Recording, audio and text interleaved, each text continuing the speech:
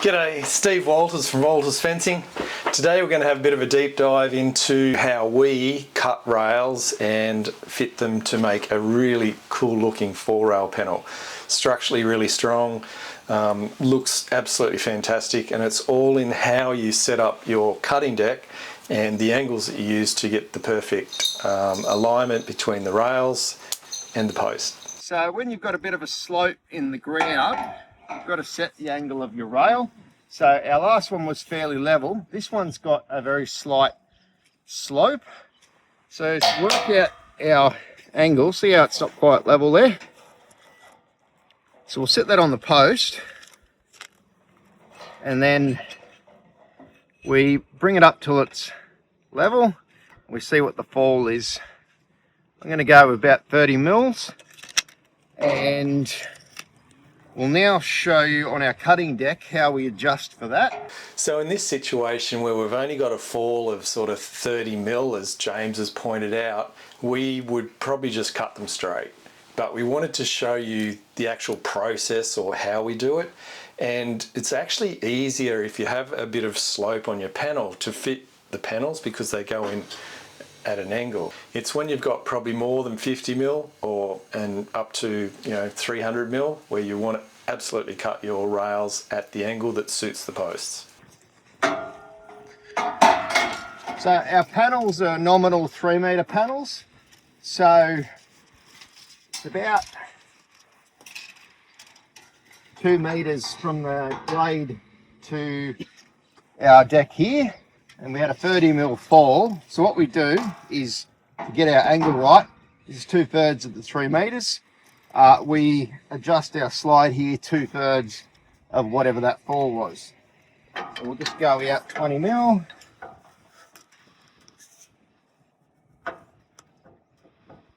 And lock that on.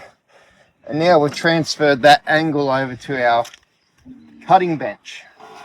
So the measuring stick you can see in there that Vaughan's using, it's actually got a piece fabricated onto it that gives us a 6 mil extension on the measured distance. So the distance you measure from post to post, you need to add 3 mil either side, and that allows you to cut your scallops and the rail will still fit perfectly between the two posts.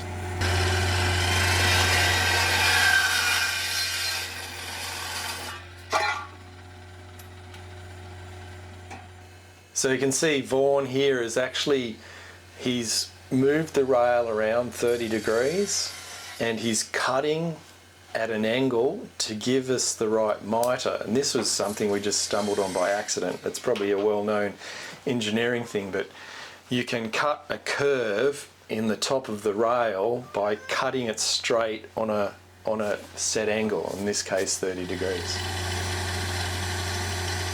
Always remember to flip the rail between your two different mitre cuts. Same if you're working with anything where you're cutting at an angle.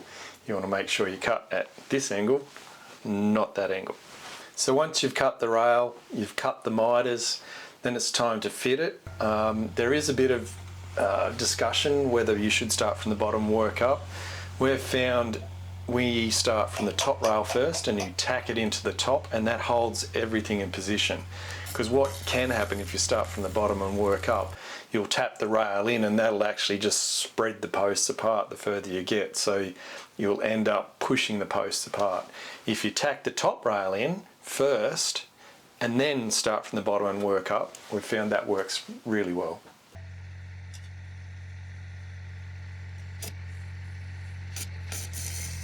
MIG versus stick, it comes down to, for us, reliability in the paddock. If you're in a clean environment and you're an owner-operator looking after your own MIG, go for your life.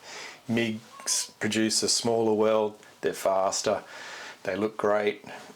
In our experience, we lose a lot of time when the tips fail or you have an inexperienced operator or it's really dusty, hot conditions, and the stick is just super reliable. It does do a beautiful weld too when you get it right. So we're using 12p 2.5 mil rods. Sometimes we use the 3.2s. Personally, I like the 2.5s on a slightly cooler setting on the welder. I'm running them just at 85 amps. With 3.2s, you need to run a bit hotter. I find these are good. I'm a bit of a wobbly-handed person, so a shorter rod helps me control it a bit. But yeah, just personal preference. We can do anything that we gonna do, long as you got me and I know I got you. We a team, no in between. And we can be anything that we wanna be, long as I got you and you know you got me. We a team, living the dream. Light that fire, ain't no stopping. Won't back down 'cause we can't be beat.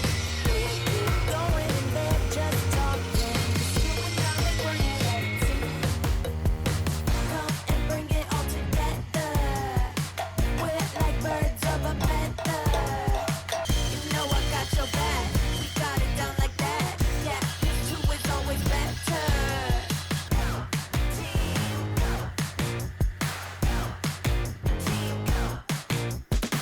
We don't give in to the pressure. So what we're doing here is we've got our 4-rail panel and our tie-back stay. And the advantage of this is you get the strength and stability of the two posts, two long posts, 2 meters deep in the ground, 4-rail panel. And now the tie-back stay will put the whole thing under active compression. So it's actively pushing back instead of just being statically built. So when we put this on before, Vaughan didn't tighten it up very tight. We've just done it loose so that we could weld the rails unimpeded. So now we're going to finish it off so we can send it real tight there. Yep.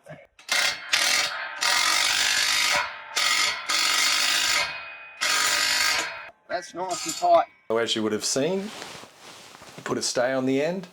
That pushes the whole panel back so that when everything settles, it can pull back to square, to vertical. So a bit of pre-tension, absolutely, that's the key. If you just have a panel, then it can flex slightly as the tension comes on it, and there's nothing you can do about it at that point. So we always use the 4-rail panel on really soft ground near a gateway. James said those posts were driven 2 meters in the ground, so that's a half length, so 3.25 meters. So 2 meters in the ground, the panel, and then the tie-back stay. Tie-back stay allows you to pre-tension the panel, so it actually pushes it away from the fence. So as the strain comes onto the fence, everything settles, it moves back to vertical and everything stays, which is what you want. Thanks for watching, see you next time.